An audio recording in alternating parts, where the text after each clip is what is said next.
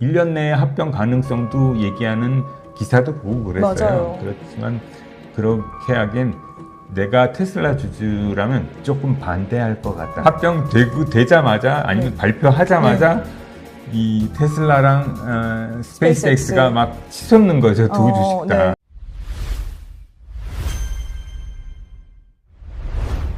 (7월 3일에) 특강을 진행하신다고 하셨는데 특강에서는 어떤 이야기 하실 예정인가요? 아주 요즘 핫한 종목, 그리고 여러분들도 관심 있고 저도 관심 있는 종목들의 핫한 종목들을 좀 깊이 있게 보는 시간, 그리고 가장 중요한 건 이제 제가 텐베거 종목을 좀 하나 추천드리려고 합니다. 네, 제일 중요한 건 텐베거 종목인 것 같습니다. 안녕하세요. 경제매거진 앵커 김민경입니다. 오늘은 스페이스X 2탄으로 준비를 해봤습니다. 박정환 대표님과 함께 보도록 할게요. 대표님 안녕하세요. 네, 안녕하십니까. 첫 번째 질문부터 시작을 해보도록 할게요. 6월 12일에 이 나스닥에서 굉장히 뜨겁게 스페이스X가 상장을 했습니다. 하지만 상장 단 하루 앞두고서 MSCI로부터 ESG 최하위 등급을 받았다라고 합니다. 사실 스페이스X 기업 좋지 않나? 이거 기술력 최고지 않나? 근데 왜 하위권을 받았나요? ESG라는 것이 기업이 돈을 얼마나 잘 버느냐 뭐 그런 것만 따지는 게 아니고 환경은 어떤지, 그러니까 탄소 배출권 같은 거 있죠. 그런 거를 따지면서 탄소 배출을 많이 하는지 적게 하는지, 사회적으로 노동 환경, 인권 환경은 어떤 환경을 가진 기업 집단인지 그것도 보고, 그 다음에 세 번째가 이제 지배 구조를 이제 어떻게 가져가고 있는지, 한 사람에 집중된, 한마디로 우리나라가 많이 그렇지 않습니까? 재벌에 집중된 이 대기업이라든지 그런 형태인지, 아니면 이사회를 통해서, 아니면 전문 경영 뭐 그런 것을 통해서 환경을 보는 거죠. CCC 등급을 받았어요. 맞아요. MSCI에서. 그런데 그걸 봤을 때 이 꼴찌잖아요. 그렇죠. 제일 낮은 최하 등급이거든요. 그러니까 트리플 A, 더블 A, 그 다음에 A하고 트리플 B, 더블 B, 여기가 중간이고 제일 하가 이제 B하고 트리플 C가 있습니다. 그런데 그 트리플 C를 받았는데 선진국들이 보기엔 권유하는 그런 환경은 아니다.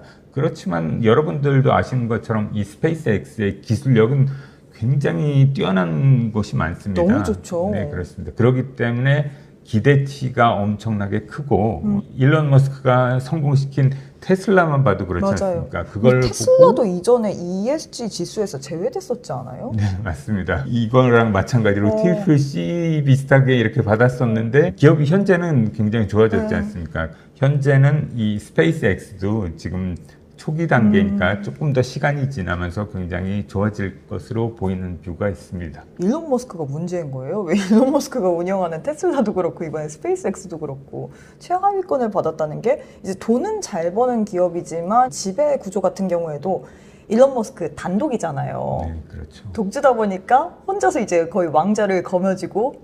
네, 그게 제일 큰 문제인 거죠. 그러니까 이 일론 머스크의 의결권 있지 않습니까? 맞아요. 한 주당 한 표를 행사하게 되는데 일론 머스크가 보유한 주식은 8배. 지금 스페이스X의 의결권은 80%를 일론 머스크가 보유하고 있다고 보시면 됩니다. 그러니까 이건 이사회도 그렇고 이렇게 다른 주주들의 이야기는 거의 무시될 수도 있다. 어떻게 보면 장점도 있죠. 한 사람이 소유하고 있기 때문에 방향성 정해서 그쪽으로 갈 때는 굉장히 집약적으로 그 다음에 집중해서 그 방향으로 나갈 수가 있는데, 그런데 이게 한 사람이 잘못되거나 그런 판단을 내리거나 그랬을 때는 주주들 이야기도 잘 안 들어가게 되는 거죠. 그런 게 단점이라고 보는 것 같습니다. 근데 이 ESG 지수에서 CCC 받은 부분이 주가에는 혹시 악재로 작용을 할 수 있을까요? 이런 부분도 좀 걱정되긴 하거든요. 네. 그런 것도 조금 있을 수 있습니다. 왜 그러냐 그러면 MSCI 지수에서 여기서 ESG 등급을 최하로 받았다 그러면 우선은 연기금 같은 것도 있지 않습니까? 우리나라 연기금뿐이 아니고 세계적으로 연기금 굴리는 펀드들이 많잖아요. 그런 곳이라든지 아니면 큰 대형 펀드에서는 조금 이런 것을 싫어하기도 합니다. 사업성도 보고 기술력도 보고 여러 가지 보지만 그런 부분도 보는 부분이 있습니다. 거기에서 조금 어떻게 보면 연기금 같은 곳에서는 조금 편입이 안 될 수가 있는 거죠. 약간의 걸림돌이죠. 그렇지만 기술력이 안 좋다는 건 아니잖아요. 기술력은 너무 좋아요. 그렇죠. 너무 아주 좋기 때문에 기술력 좋고 나중에 이제 실적으로 해서 이제 실적이 어떻게 나오고 그러면서 영업이익 어떻게 나오는지 그걸 수치적으로 증명하는 시기가 되면 그런 게 조금씩 해소되지 않을까. 이게 실력이 엄청 좋다 보면 그 실적으로 이 부분을 커버할 수 있는지 이걸 좀 중심으로 봐야 된다라는 그렇죠. 거죠. 그 부분이 아주 제가 보기엔 중요한 부분입니다. 일론 머스크한테는 테슬라를 성공시켜서 상장시켜서 이렇게 발전시켜온 거 세계적으로 전기차를 이렇게 많이 쓸 줄 그 전에 어떻게 알았겠습니까? 그런데 그런 걸 만든 것에서부터 아주 좋은 트랙 레코드가 있다고 생각하고 그거를 보면서 이제 어떻게 되는지 좀 자세하게 보겠죠. 그러니까 기대감을 가지고 그러면서 움직이다가 실적이 나오는 시즌이 되면 그거에 따라서 주가가 조금 반응하기 시작하지 않을까 그런 생각을 가지고 있습니다. 네, 우리가 좀 이 변동성을 짚지 않을 수가 없을 것 같습니다. 마치 스페이스X가 롤러코스터를 타는 듯한 모습을 보였습니다. 상장한 지 3거래일 동안에는 상승세를 보이면서 역시 우주까지 뚫고 가나보다 싶었는데 그 다음 3거래일 동안 또 하락세를 가져갔습니다. 간밤 같은 경우에는 필라델피아 반도체 지수, 나스닥 지수가 하락세를 보였음에도 불구하고 또 스페이스X는 선전을 했단 말이죠. 0.98% 상승으로 마감을 했는데 뭐 여러 가지 이야기가 있습니다. 뭐 AI 자금 조달을 위해서 회사채 발행한다 뭐 이야기들이 많은데 일단 우리 투자자분들 같은 경우에는 이렇게 막 롤러코스터를 타면 힘들단 말이죠. 이런 변동성 어떻게 보셨나요? 이런 변동성은 꼭 올 것이라고 생각했습니다. 왜 그러냐 그러면 가장 큰 이유 중에 하나가 자금 조달의 방법을 다양화하는 거거든요. 제가 예전에 발행시장 쪽에서 일을 했습니다. 그래서 좀 그 구조를 많이 알아서 이런 조금 쉽게 풀이를 해드리자면 비상장 회사는 어떤 자금 조달 방법이 있냐 그러면 우리나라를 예를 들자면 그냥 정부에서 조금씩 도와주는 그런 정부 정책 자금 있지 않습니까? 그 다음에 또 신용을 하든 어떻게 해서든 대출을 은행에서 대출받는 방법이 있고요. 그 다음에 조금 이 기업 IPO는 안 했더라도 외관법인되고 좀 규모가 커지게 되면 채권 발행도 가능합니다. 채권 발행도 가능하고 그 다음에 아니면 또 투자자들을 모아서 신주 발행을 하는데 이런데 조금 이런 방법들인데 규모가 작죠. 아무리 생각해도 그죠? 그렇지만 이제 IPO를 했을 땐 기업 공개를 하고 나서 우리는 어떤 사업 계획을 가지고 있고 그거에 대해서 쫙 설명드리고 나면 IPO를 했을 때는 이 자금 조달할 수 있는 방법이 굉장히 다양해집니다. 그리고 더 큰 돈을 끌어올 수 있나요? 그렇죠. 훨씬 더 자금도 큰 규모로 끌어올 수가 있는 겁니다. 주식 발행을 해도 여러 국가나 기관, 비상장일 때는 아는 사람이 별로 없지 않습니까? 그래서 아는 지인들한테만 조금 이렇게 투자를 받을 수 있지만 IPO를 했을 경우엔 국가기관이라든지 아니면 어떤 투자기관, 펀드, 은행에서도 가능하고 증권회사, 투자회사 여러 굉장히 채널이 많게 되는 겁니다. 그런 곳에서 투자 받았을 때 그리고 채권 발행도 굉장히 쉽게 할 수 있거든요. 그걸 발행해서 그냥 채권도 발행할 수, 회사채를 발행할 수도 있지만 아니면 CB라고 그러죠. 콜라블 본드 전환사채 그런 것도 발행할 수가 있고 나중에 주식으로 전환할 수 있게 또 BW라고 하죠. 본드 윗 워런트라고 해서 이제 신주 인수권부 사채 이것도 나중에는 이제 주식으로 전환할 수 있는 권리를 가져가는 겁니다. 그런 것도 발행할 수가 있고 그 다음에 또 EB라고 해서 교환사채라고 하는 것도 정말 다양해졌네요. 그래서 굉장히 여러 가지가 있는데 너무 많으니까 이만큼 자금 조달할 수 있는 게 많아지고 하는 방법이 많아지고 그 규모도 크게 되니까 당연히 그걸 노리고 일론 머스크는 상장을 하는 겁니다. 채권 발행 뉴스가 나오면 반드시 좀 하락할 것이다. 저는 그렇게 예상을 했습니다. 예전에 그러니까 브릿지론을 한 게 있어서 그 이자율이 좀 높습니다. 브릿지론 같은 경우 그렇기 때문에 그걸 보통 회사채를 발행함으로써 비싼 이자는 꺼버리고 낮은 이자로 한마디로 좀 갈아탄다. 그렇게 생각하셔도 좋을 것 같습니다. 네, 이렇게 회사채 관련돼서 이야기를 해주셨는데 이게 대규모 AI 자금 조달을 위해서 회사채 발행한다라는 소식으로 인해서 또 하락세를 가져갔는데 또 첫 회사채 900억 달러 이 주문이 폭주했다라는 소식이 들려왔습니다. 이게 불티나게 잘 팔렸다라는 뜻인데 그만큼 그러면 스페이스X가 갖고 있는 가치는 대단하다라는 부분인지 월가에서는 장기 미래는 아직 불안하다 이런 평가도 있었거든요. 둘로 나뉘죠. 진짜 굉장히 기술력을 가지고 어떻게 보면 일론 머스크의 팬들이 이렇게 많이 있고 아직은 그래도 조금 좀 더 봐야 된다. 그런 신중한 사람들 이렇게 나뉘게 되는 거죠. 이 채권 발행에 대해서 그래도 제가 보기엔 흥행에 성공한 것 같습니다. IPO도 성공적으로 아주 시총 크게 해서 성공을 했고 그 다음에 그로 인해서 이 회사채 발행도 채권 발행도 아주 성공적으로 잘 진행되는 중인 것 같습니다.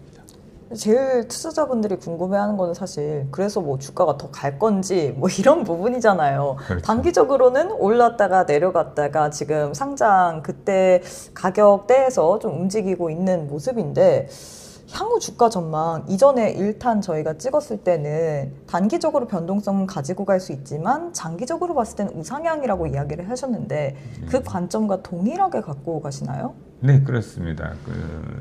우선 스페이스X의 차트를 잠깐 오늘자로 볼게요. 네. 보시면 우리가 이렇게 오를 때쯤에 촬영을 했잖아요. 저희가 삼거리를 이렇게 이때인데 이제 휴일이 다 지나고 한 3번 하락하고 나서 어제는 이렇게 말씀하신 대로 약 0.98% 정도 약간 상승을 했잖아요. 이거를 봐도 저는 이렇게 보여집니다. 이렇게 올라와서 지금 이렇게 조정을 받았잖아요. 그러면서 당분간은 좀 이렇게 움직일 거다. 박스권을 그릴 거라고 보시는 건가요? 박스권을 그리지만 그렇지만 이럴 때가 어떻게 보면 이때는 고가였잖아요. 고가에 매수하는 것보다 조금 빠질 때마다 나는 매수를 한다. 그렇죠. 그런 관점이든지 아니면 나는 아예 정기적으로 한 달에 몇 주씩 살 거야. 그런 매수 전략도 괜찮다고 보여집니다. 왜 그러냐면 이게 조금 있으면 이제 실적이 나오면서 아직까지는 흑자는 아닐 수도 있습니다. 그렇죠. 워낙 자금이 많이 투입되고 가시적으로 들어오는지 컨센서스에 맞게 오는지 그걸 보면서 확인하면 조금씩 우상향하고 나중엔 조금씩 이렇게 계속 저가에 모아가다 보면 테슬라 못지않게 활발하게 상승 랠리를 할 수 있는 종목으로 보고 있습니다. 근데 저는 걱정이 되는 게 혹시라도 실적에서 우리가 예상했던 것보다 더 안 좋게 나오거나 혹은 컨퍼런스 콜에서 예상치보다 하회를 한다면 이게 또 주가에는 하락의 요인으로 작용을 할 수 있잖아요. 그러면 올라간 것만큼 더 크게 빠질 수 있기 때문에 이런 부분도 좀 걱정이 되거든요. 그렇죠. 그 부분 항상 염두를 해야 되는 거죠. 그래서 분할을 강조하시는 그렇죠. 건가요? 저는 이렇게 조금 말씀드리고 싶어요. 매월 적립식으로 이렇게 매수를 하시든지, 그렇죠. 이렇게 하시든지 현금을 계속 늘리세요. 그 다음에 훅 빠졌다 싶을 때는 좀 저가다 싶을 땐 거기서 조금 많이 사는 거죠. 그럼 이 평균 주가가 아주 좋은 바닥 근처에 평균가를 가지게 되면서 나중에 상승했을 때 숫자가 늘어가는 건 아주 즐겁게 보실 수가 있을 겁니다. 네, 알겠습니다. 다만 사실 우리 개인 투자자 입장에서는 주가가 이렇게 좀 변동성을 가져가고 또 신규 상장주이다 보니까 직접 투자가 좀 불안할 수도 있을 것 같아요. 그래서 여기에 대한 대안으로 뭐 우주 관련된 ETF 한국에 많잖아요. 솔 미국 우주항공 탑10, 뭐 타이거 미국 우주테크 등등 이런 게 있기 때문에 이쪽으로 조금 대안 투자를 하면 어떤지 이런 부분도 궁금할 것 같거든요. ETF 쪽으로 오히려 대안 투자 방법은 어떻게 생각을 하시나요? 굉장히 좋게 생각합니다. ETF 쪽으로 우리가 매수를 한다면 여러 가지가 있잖아요. 네. 뭐 솔 미국 우주항공 탑10도 있고 타이거 미국 우주테크도 있고 에이스 미국 우주테크 액티브 같은 이런 또 우주항공 관련된 ETF가 있는데 이 세 가지를 다 좋게 보시는 건가요? 아니면? 그러니까 그 ETF를 우리가 접근할 때는 그래도 이 ETF 상품 안에 스페이스 X의 비중이 몇 프로인지를 중요하게 생각을 합니다. 그래서 자기가 원하는 만큼이 이게 뭐 10% 비중이 10%다 아니면 스페이스 X의 비중이 약 20% 된다 아니면 30% 된다. 그거를 잘 확인하시고 그 다음에 요거를 말씀드린 것처럼 적립식으로 계속 ETF를 조금 그런 식으로 하기도 하잖아요. 많이 이제. 그래서 적립식으로 매월 이렇게 ETF를 매수하는 방법.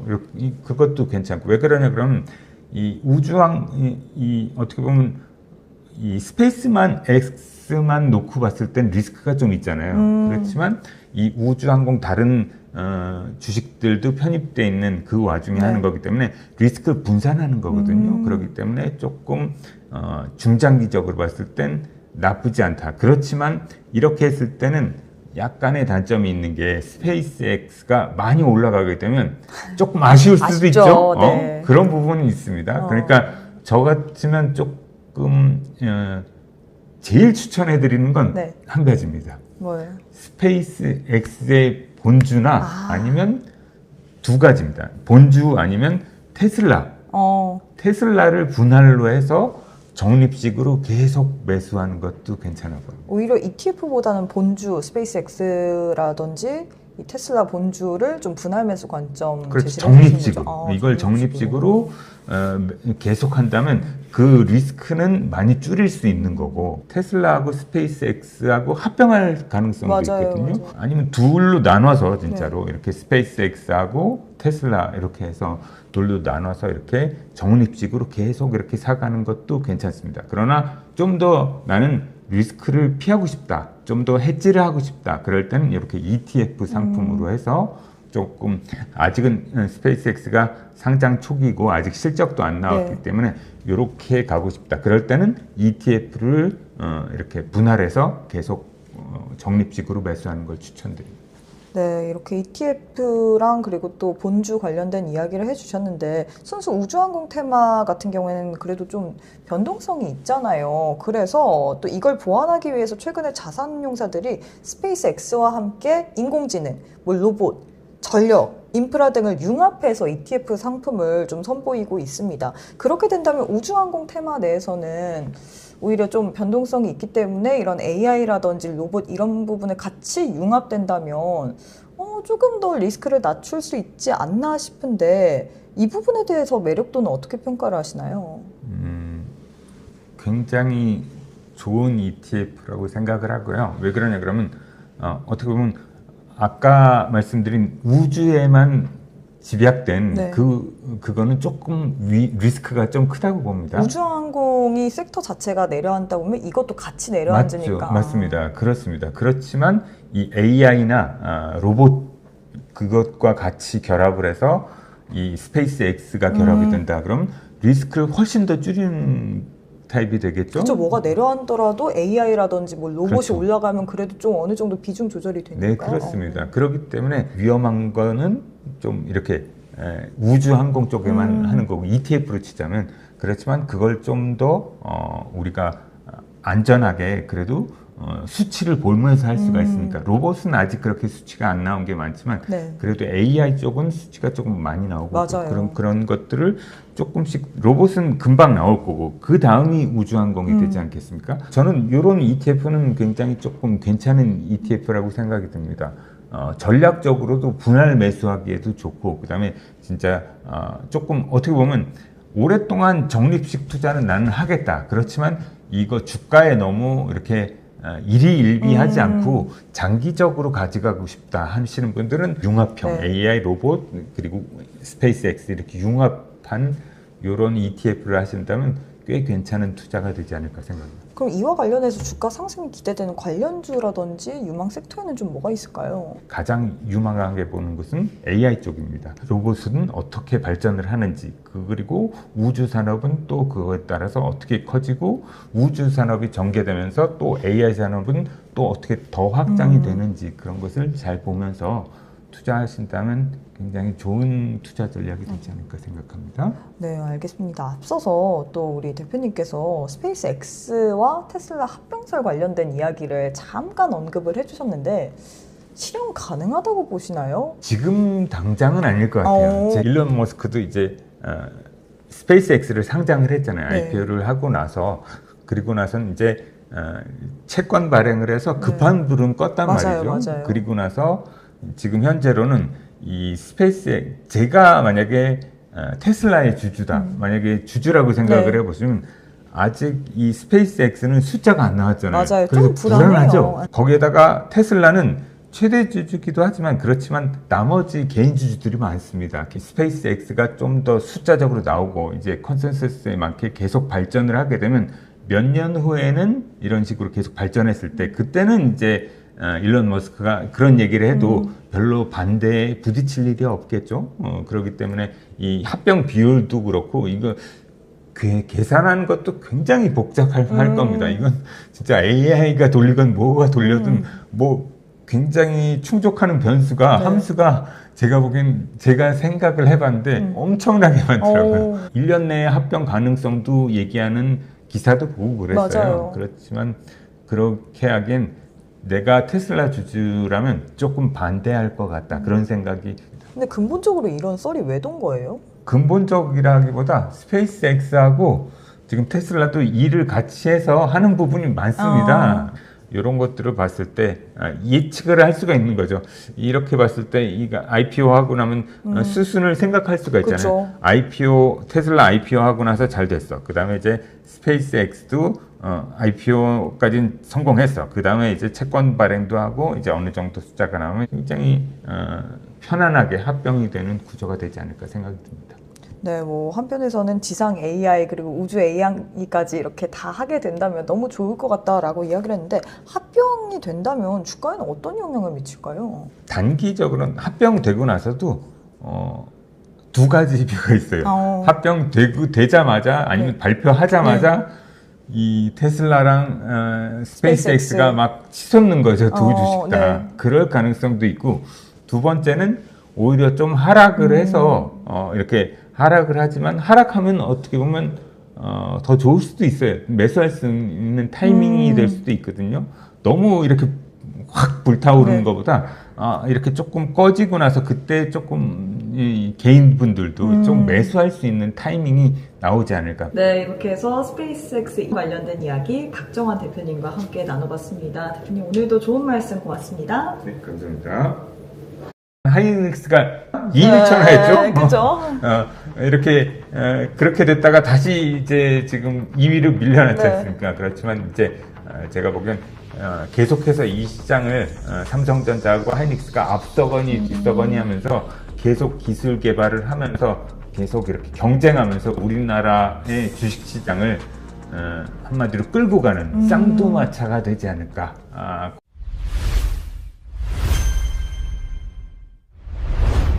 이 대표님께서 또 특강을 진행해 주신다고 해요. 이 7월 3일 특강에서는 어떤 이야기 다룰 예정인가요? 우선 여러분들이 관심 있는 이 삼성전자 그리고 하이닉스 못지않게 10배 오를 가능성이 있는 종목을 제가 분석을 해서 추천을 드리려고 합니다. 네, 삼성전자, SK하이닉스 관련된 이야기 그리고 텐베거가 될 만한 종목은 뭐가 있을지 7월 3일 특강까지도 많은 관심 부탁드리도록 하겠습니다. 안녕하세요. 경제매거진 앵커 김민경입니다. 오늘은 반도체 투톱 관련된 이야기 박정환 대표님과 함께 보도록 할게요. 대표님 안녕하세요. 네, 안녕하십니까. 이번 주는 SK하이닉스 이야기를 빼놓을 수가 없을 것 같아요. 뭐 사실 최근 시장에 삼성전자, SK하이닉스 빼고는 뭐 투자할 게 없다 뭐 이런 이야기가 나올 정도로 두 종목만 막 가고 있었는데 이번 주 월요일에 SK하이닉스가 시가총액 1위 자리를 탈환을 했습니다. 일단 굉장히 역사적인 사건인 것 같아요. 어떻게 보셨나요? 25년 동안 한마디로 삼성이 우리나라의 최고의 기업이야. 그런 자부심이 있었는데 그거를 하이닉스가 반도체만으로 그걸 뚫어가지고 1위를 해버린 거죠. 근데 이게 가능해요? 어디서 보지 못한 매출액 그 영업이익이 나오는 게 하이닉스잖아요. 계속 앞으로도 나올 게 수주 잔량이 그런 게 쌓여 있으니까 당연히 하이닉스는 클 수밖에 없는 거고 삼성전자는 여러 사업이 많습니다. 핸드폰 사업도 있고 가전 사업도 있고 그 다음에 여러 가지 사업이 있지 않습니까? 프린터도 있고. 네, 그렇습니다. 그렇기 때문에 반도체에 너무 집중되어 있지 않은 거죠. 사업 분야가 많으니까 이렇게 분할이 돼 있는 거고 그 사업들도 다 잘하고 있습니다. 그런데 역사적으로 지금 같은 반도체의 빅사이클이라고 하나요? 슈퍼 빅사이클이 계속 불어오기 때문에 하이닉스가 그거에 편승해서 이 반도체만 하는 기업인데 그거에 따라서 매출액이 늘어나고 매출액 대비 영업이익률이 반도체 사업에서만 약 70%, 80% 그 사이가 되기 때문에 엄청난 이익을 남기는 거죠. 하이닉스는 그거를 근데 뚝심 있게 하이닉스도 그룹사잖아요. 네. 그룹사에 속해 있지만 그래도 하이닉스는 이 반도체만 아주 깊이 파고든 거죠. 거기에다가 삼성전자는 굉장히 다양한 반도체를 할 수가 있는데 하이닉스 같은 경우는 조금 그래도 할 수 있는 분야가 좀 좁습니다.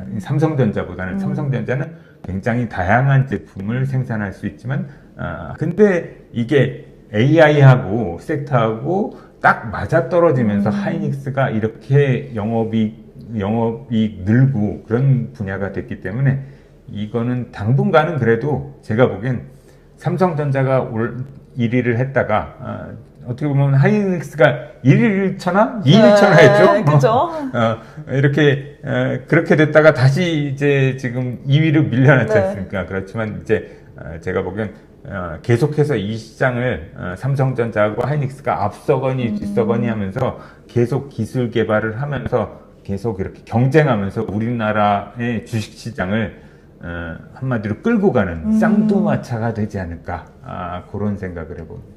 근데 사실 한 달 전에 하나증권에서 이 하이닉스가 시총 1위 하면 고점이다 뭐 이런 이야기를 했었는데 지금 SK하이닉스가 시총 1위 자리를 월요일, 화요일에 또 차지를 했잖아요. 그래서 굉장히 성지순례처럼 굉장히 뜨겁게 이슈를 받았단 말이죠. 여기에 대해서는 어떻게 보시나요? 그거를 이렇게 딱 맞다고 보기엔 저는 조금 의견이 틀립니다. 그것도 왜요? 재미있게 그 타이밍을 맞추기는 했어요. 네. 그러니까 하이닉스가 딱 삼성전자보다 위로 가면 거기서부터는 이제 이 AI 버블이 꺼질 맞아요. 것이다. 반도체 버블이 꺼질 것이다. 그랬는데 그때랑은 조금 틀린 것 같아요. 왜요? IT 버블이죠. 네. 그거를 보고서 이렇게 조금 예상을 하신 것 같은데 그때는 시스코라는 기업이 치고 올라갔었습니다. 그랬기 때문에 그렇게 되면서 시스코가 시총 1위가 되면서 그 이후로 계속 하락이 나왔거든요. 네.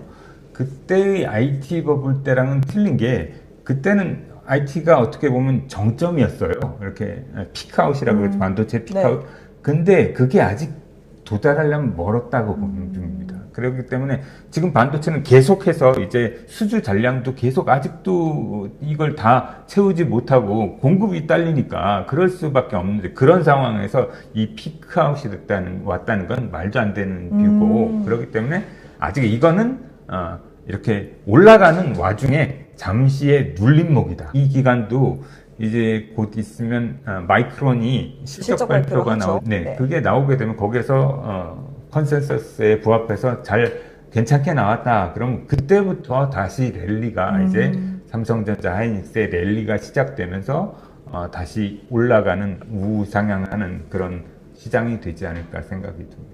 SK하이닉스 같은 경우에는 이 나스닥 상장 관련된 그 ADR에 대한 모멘텀도 있잖아요. 이게 뭐 빠르면 이번 주에 또 이런 이야기가 나왔는데 다시금 일단은 2인자로 내려왔는데 1위를 또 탈환할 수 있지 않을까라는 그런 생각도 하거든요. 이 ADR 관련해서 어떻게 보시나요? 네, 아주 잘 말씀하셨는데 하이닉스에는 좋은 호재 중에 하나라고 생각이 듭니다. 제가 보기엔 100% 성공입니다. 이거는 이렇게 승인 절차가 이것도 이번 주 안에 맞아요. 결과가 나올 겁니다. 그렇게 되면 상장되는 게 7월이나 8월경에 미국에 상장이 되는데 그랬을 경우에 미국에서도 좋은 반도체 주식이 하이닉스가 이제 또 생긴 거잖아요. 미국 시장에 마이크론밖에 없었는데 맞아요. 그런데 하이닉스가 들어옴으로 인해서 좋은 이런 반도체가 왔기 때문에 우린 이걸 포트폴리오를 포함을 하자 그렇게 될 겁니다. MSCI 지수에도 편입이 될 가능성이 높고 그렇게 되면 패시브 펀드라고 그러죠. MSCI 지수에 편입이 되면 바로 그걸 담는 펀드들이 많아요.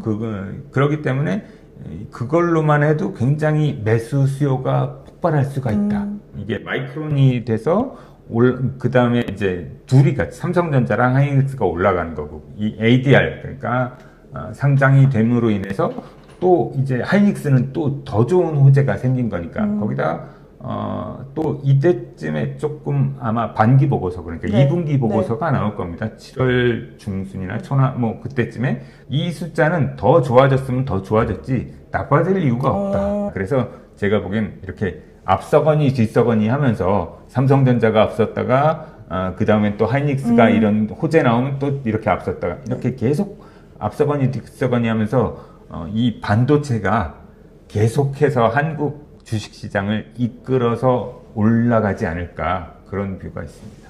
시장이 정말 냉정한 겁니다.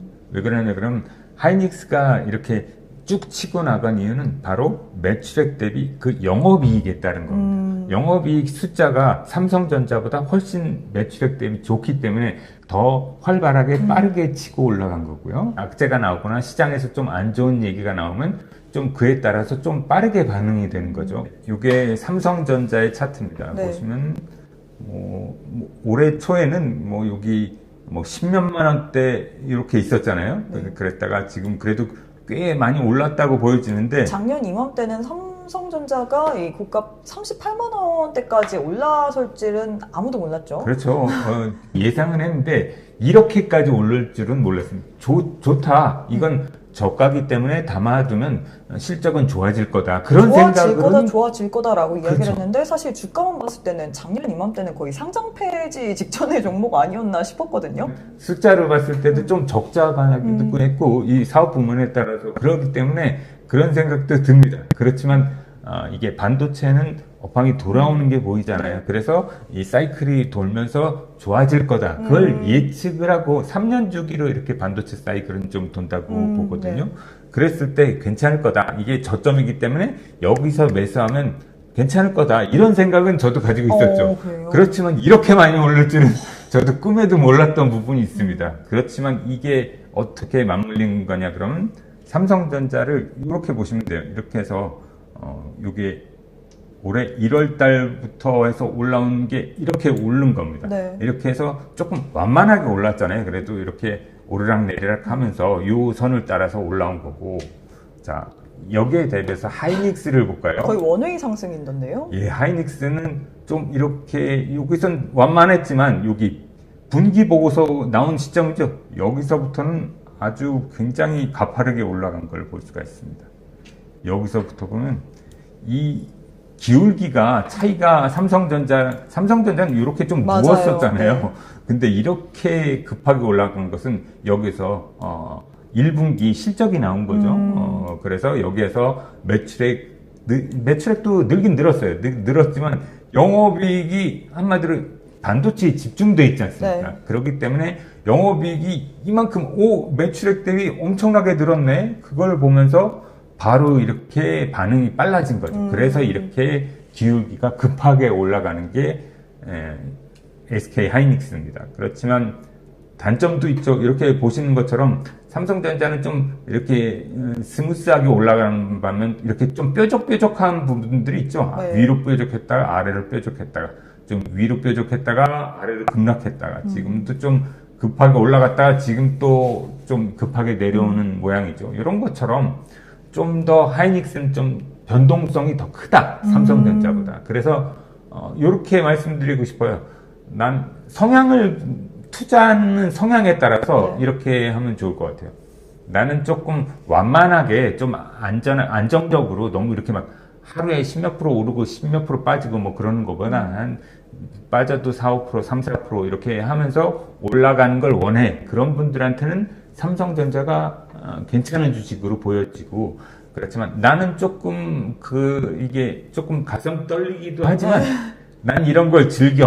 이런 이렇게 여기서 도파민이 나오는 것 같아. 난 도파민 영향을 중독이야. 많이 받아. 뭐 그러면 그런 분께서는 좀 이렇게 하이닉스를 저점에서 좀 모아가시는 것도 재밌는 투자. 그러니까 여러분들의 성향에 따라서도 더 좋을 수가 있잖아요. 투자하는 이런 게 명확하게 나오는 거죠. 아주 우량한 우리나라의 두 개의 주식이지만 그거를 둘로 나눌 수 있다는 게 참 재밌는 것 같습니다. 삼성전자 입장에서 그래서 제가 보기에는 자사주 매입한다든지 지금 뭐 90조 원 자사주 매입 임박했다라는 소식도 있고 HM4 관련해서 매출이 10억 달러를 돌파했다 뭐 이런 긍정적인 이야기가 나오는데 삼성전자 과연 1위 자리를 굳건히 좀 유지할 수 있을지. 자사주 삼성전자도 이제 하잖아요. 네. 근데 SK 하이닉스 같은 경우는 해서 네. 했고요. 그런 부분이 있습니다. 해서 소각도 했고 그런 부분이 있기 때문에 어떻게 보면 삼성전자도 SK 하이닉스처럼 이제 주주한테 환원 정책을 하는 거죠. 이게 경쟁에서 밀리지 않고 싶은 거죠. 그러면 이게 어떻게 보면 살짝 이제 애가 탔기 때문에 좀 똥줄이 탔기 때문에 자사주 카드를 쓴 건가요? 네, 맞습니다. 왜 그러냐 그럼 재무적으로도 삼성전자도 엄청나게 훌륭하거든요. 맞아요. 현금 보유 능력도 크고 보유하고 있는 자산도 크고 그렇기 때문에 이번에 그냥 어느 정도 이익 난 거 가지고 그걸 자사주 매입한 다음에 소각을 하자 그런 심리가 아닐까. 왜 그러냐 그럼 그래야지만 그런 하이닉스가 그렇게 하면서 주가가 더 잘 오르는 것 같으니까 우리도 여기에서 손 놓고 바라볼 수만은 없잖아요. 맞아요. 1등이었는데 내가 계속 한국에서는 1등이었는데 그걸 내가 내준다니 말이 안 되는 거지. 자존심 진짜. 자존심이 엄청 상했을 것 같아요. 진짜 키스 나는 거지. 키스. 그렇기 때문에 이런 삼성전자도 여러 가지 주주 환원 정책을 제시하지 않을까. 이렇게 되면 오히려 주주들한테는 더 좋은 케이스가 되는 거죠. 그러면서 제가 원하는 건 항상 같이 하이닉스랑 같이 왔다 갔다 하면서 둘 다 잘 오르면서 지금 어떻게 보면 아직도 삼성전자 하이닉스는 저평가 구간이거든요. 그렇기 때문에 그런 것을 잘 벗어나면서 우리나라 이 종합주가를 잘 이끌었으면 하는 바람이 있습니다. 대표님께서 아직도 삼성전자, SK하이닉스 숫자 상으로 봤을 때는 영업이익이 너무 잘 나오기 때문에 저평가다라고 이야기를 했는데 증권가에서는 사실 업황이 더 좋아지기 때문에 조정 시 우리가 오히려 싸게 산다, 땡큐, 매수의 기회로 노려보라 라고 이야기를 했습니다. 대표님도 이 이야기에 공감을 좀 하시나요? 네, 굉장히 공감이 되는 부분이고 일례로 TSMC만 봐도 네. 그렇거든요. TSMC의 멀티플보다 약 SK 하이닉스의 멀티플이 아직도 절반 정도밖에 안 됩니다. 절반 이제 조금 더 올라서 SK 하이닉스가 더 위일 수는 있겠지만 그 수준밖에 아직 안 되거든요. 그렇기 때문에 TSMC만 봐도 그렇고 그 다음에 마이크론만 봐도 거의 절반 조금 위거나 왔다 갔다 하거든요. 그것만 봐도 SK 하이닉스는 삼성전자도 마찬가지고 굉장히 저평가되어 있는 구간이다. 아직도. 그렇기 때문에 좀 중장기적으로 좀 보셨으면 좋겠습니다. 전략을 좀 재밌는 전략을 좀 제시해 드릴 수도 있을 것 같아요. 그러니까 나는 이렇게 한 달에 살 금액을 매달 적립식으로 네. 삼성전자나 하이닉스를 하고 싶다. 그랬을 때는 음봉타법이라고 있거든요. 그러니까 빠지는 날 사는 겁니다. 한 달에 거래일이 약 20일 정도 되잖아요. 네. 그러니까 한 20일에 3분의 1 한 7, 8번에 나눠서 한 달 살 걸 산다. 그런 생각으로 빠질 때마다 이렇게 매수한다는 식으로 하면 굉장히 평단가가 좋게 나중에 보면 이래서 수익률이 좋았구나 할 정도로 할 수 있는 게 이 삼성전자와 하이닉스가 되지 않을까 그런 생각이 듭니다. 앞서서 이제 우리 대표님께서 투자 성향에 따라서 삼성전자, SK하이닉스에 대해서 이야기를 해주셨는데 저는 개인적으로 대표님께서 두 종목 중에 원픽을 꼽으라고 하면 어떤 종목을 선택할지도 궁금하거든요.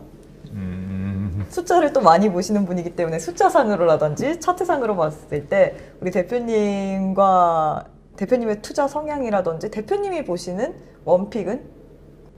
저는 이렇게 말씀드려도 될까요? 그러니까 저는 목돈으로 그냥 한 번에 훅 살려면 조금 삼성전자가 조금 더 위에 있다. 아, 왜요? 그렇지만 싸서? 아니요, 싼 것도 있고 그것보다도 좀 안정적으로 편안하게 가니까. 그러니까 그렇지만 나는 그것보다는 조금 더 모험을 즐기는 스타일이고 그 다음에 조금 주식에다가 매매하는 것도 조금 시간을 많이 할 수 있다. 그러면 저는 하이닉스를 할 것 같습니다. 네, 이렇게 해서 오늘 반도체 투톱 관련된 이야기 박정환 대표님과 나눠봤습니다. 대표님 오늘도 좋은 말씀 고맙습니다. 감사합니다.